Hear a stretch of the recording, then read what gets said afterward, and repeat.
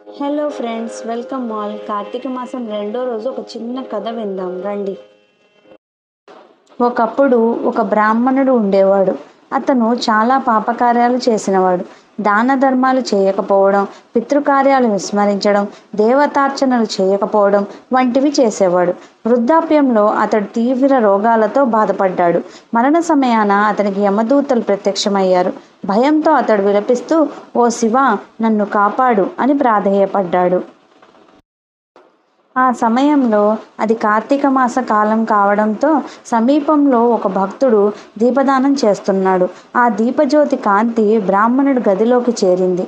ఆ కాంతి స్పర్శతో అతని మనస్సులో పశ్చాత్తాపం కలిగింది. భగవంతుని స్మరించి మరణించాడు. తరువాత యమదూతలు అతనిని పట్టించబోతుండగా శివదూతలు వచ్చి, ఇతడు కార్తీక మాసంలో శివస్మరణ చేశాడు. శివ జ్యోతి తేజస్సు కాంతి అతనిని తాకింది, అందువల్ల ఇతడు నరకానికి అర్హుడు కాదు అని చెప్పి శివలోకానికి తీసుకువెళ్ళారు.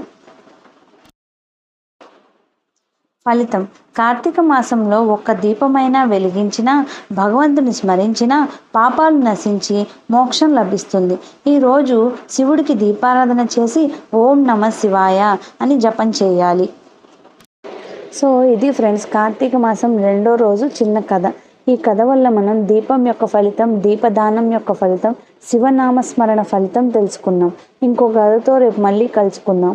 Thank you for watching friends. Video కనుక నచ్చితే లైక్ చేసి, షేర్ చేసి, సబ్స్క్రైబ్ చేయండి. Thank you.